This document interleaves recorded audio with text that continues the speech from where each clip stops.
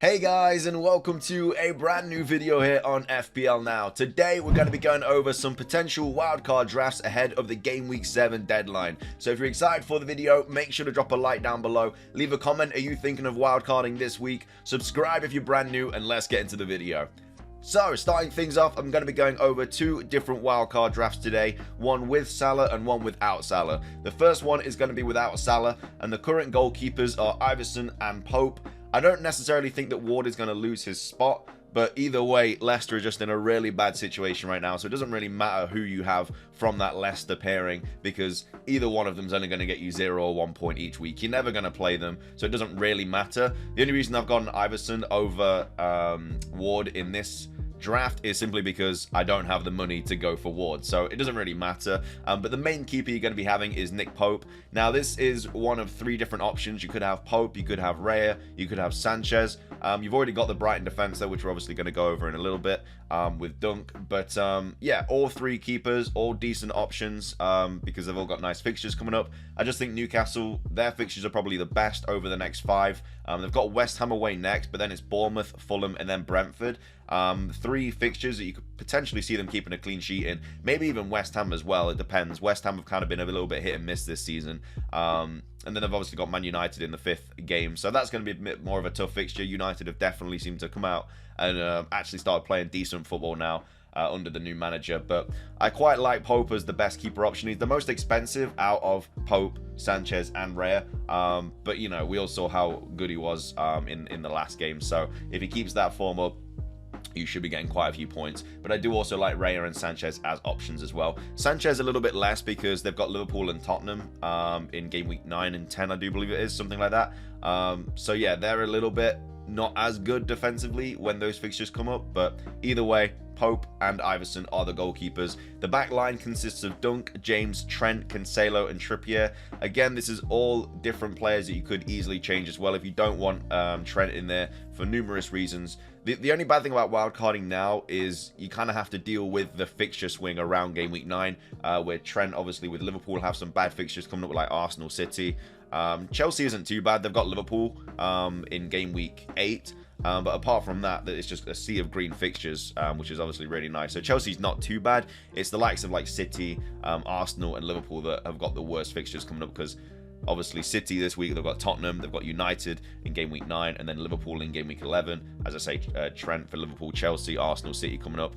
Arsenal have Tottenham and Liverpool coming up as well after Everton and Brentford. So game week 9-ish is the time when a lot of people are wildcarding just to kind of miss all of those fixtures and kind of offload their Arsenal and Liverpool players. But either way, there's nothing wrong with wildcarding now. I don't think there's like we're in a weird situation in FPL at the moment. Like, there's some really good players that are just performing every week that you kind of want to get in your team, the likes of Gross and stuff like that. And you've got obviously like Diaz as well, Robertson. A lot of people have got you know, triple Liverpool. It's just one of those. Like, if you feel like you have to wildcard at this point in time, I don't think there's a wrong answer for it.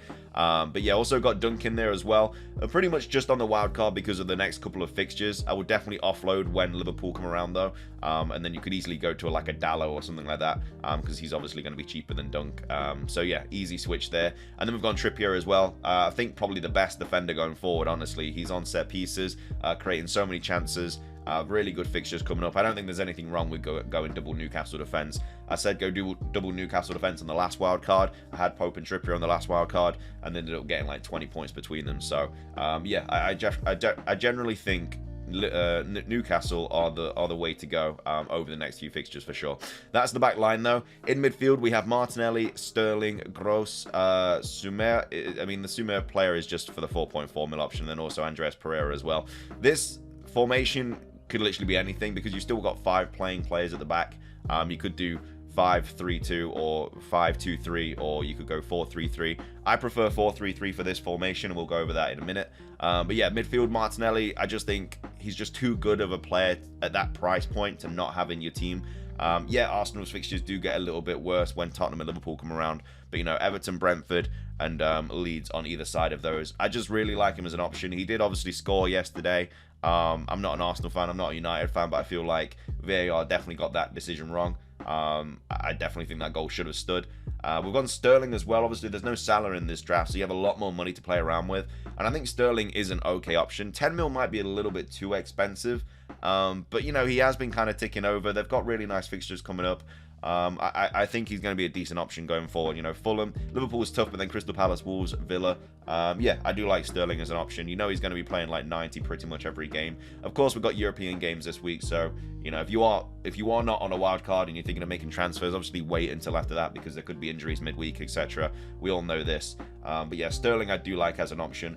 Gross as well. I just think probably the best 6 mil option as well. A little bit less expensive than Martinelli, but you know, we just saw how good Gross is lately. You know, he's ticking over constantly, just getting points here and there. If he was on penalties, he'd be an absolute steal. Unfortunately, he's not. But even when they do have Liverpool and Tottenham, you know, you can just bench him if you wanted to. As I say, you can still play 5 at the back with this team, or 4-3-3 or whatever.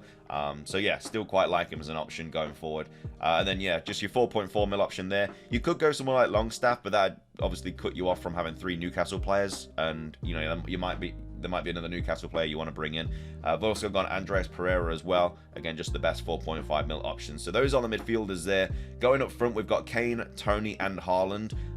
Again, because you don't have Salah in this draft, you are able to go Kane and Haaland.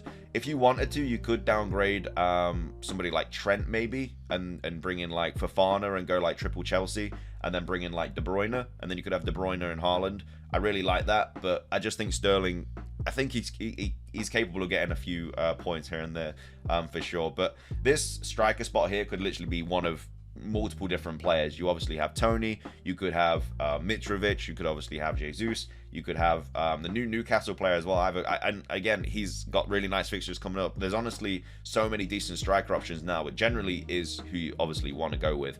Jesus is the most expensive, so if you were going to bring Jesus in this wildcard draft, you would have to downgrade somebody else like Trent or Cancelo. You could, I mean, Walker's injured now, so you can't even go Cancelo to Walker. I mean, he might be okay. He did go off with an injury though, so if you do own Kyle Walker, obviously make sure you're aware of that. So yeah, you could downgrade to someone else, like maybe Diaz. That would allow you to go to Jesus if you wanted to. But again, I just think Tony on penalties, Mitrovic on penalties.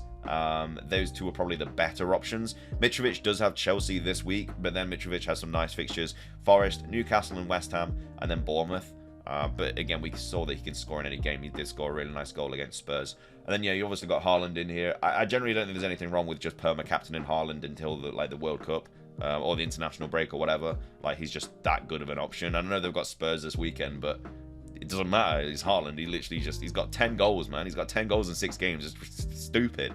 And then Kane as well. Not the greatest fixtures. Man City and Arsenal. Obviously got Leicester and then Brighton and Everton. But I don't know, Kane on penalties. You've got so many penalty takers in this team. It's just useful to have, honestly. And yeah, I quite like this draft. And again, not going with Salah is so risky. I don't know if I could do it, but his numbers are down. You know, Liverpool just aren't really playing as well. I think honestly not having Mane has really hurt them this season. But either way, that's the first draft without Salah. Going on to the second draft with Salah, I'll just show the full team straight off the bat. It doesn't change a whole lot, to be fair. It obviously just denies you having like Sterling and Kane and stuff like that. So the goalkeepers are the same, apart from you got Ward now, just because he plays. But again, he could lose his spot.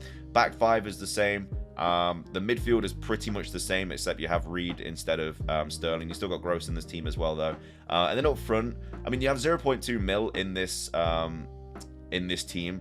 I personally, if I was going with this team, I would have Jesus for the next like 2 games, and then you can easily downgrade him into, or you could have him for Everton and then downgrade him into Mitrovic, who then has Forest, or you could downgrade him into either something like that. So obviously you do have an extra Newcastle spot. So yeah, that's probably what I would do if I had this draft, and that would obviously free you up a little bit more money as well if you wanted to put that into midfield or something like that. But yeah, I mean, obviously not having Salah allows you to have Sterling and Kane. But obviously with Salah, you know, it kind of hurts a bit. It's still like I think the new template is 3 up front, and I think there's nothing wrong with that. I think that just is the way to go. But yeah, there's just so much money in the back though, and I'm not a huge fan of like having Trent and Cancelo. I definitely think you could move a couple of players there. Like obviously if you're on this draft, for example, and you get rid of Cancelo and you bring in Diaz for for Cancelo, let me just go on to the actual pricing and not midfielders. If you go to defenders and then bring in Diaz, he's a lot cheaper, and you suddenly have an extra mil to spend in the bank. And you know, I don't know, I like having fullbacks a lot more than centre backs, but yeah, that could be an option you go with if you don't want Liverpool defense at all. You know, there's a lot of other really good players. Like I say, you could absolutely just make so much money by downgrading Trent to, I don't know, let's say you go to Nico Williams for Forest, who's 4.1. That gives you an extra 4.4 mil in the bag, and you know, you could literally bring in I don't know, I reckon you could work it out, so you could bring De Bruyne into this team as well if you really wanted to, but yeah, I don't know, there's a lot of things you could do with this team if you didn't want Liverpool players at all. A lot of players are kind of just offloading other Arsenal players now. I think the United game was the tough fixture, though. I don't think you should really be getting rid of Arsenal players at the moment if you're not on a wild card, just simply because they've got Everton then Brentford. But apart from that, these are your 2 wildcard drafts. I don't know, I don't think there's anything wrong with wildcarding now. I'm personally going to wildcard around game week 9. I just think that I've obviously got like 2 Arsenal players. I've got triple Liverpool. There's a lot of stuff that I need to get rid of this week. I would love to wildcard this week. It's just, I feel like if you wildcard now, you do potentially get into the problem of having like, you know, some bad fixtures coming up. Like, let's say a wild card now, you then have to, in a few weeks, you have to deal with your Bournemouth players. You have to deal with obviously Martinelli, unless you keep him. I think Martinelli is a hold anyway. But yeah, apart from that, I mean, obviously you got Trent as well, but are you going to get rid of Trent? There's a lot of stuff going on. But either way, those are the wildcard drafts. I hope you enjoyed the video. If you did, please do consider hitting the like button down below. Let's try and hit 50 likes. Leave a comment, are you wildcarding this week? If not, what transfers you're thinking of making. Subscribe if you're brand new. I'm going to be having my team selection video out tomorrow. I'll do a transfer video Wednesday or whatever. Final thoughts Thursday, Friday, all that stuff. But until then, have a fantastic rest of your day, and peace.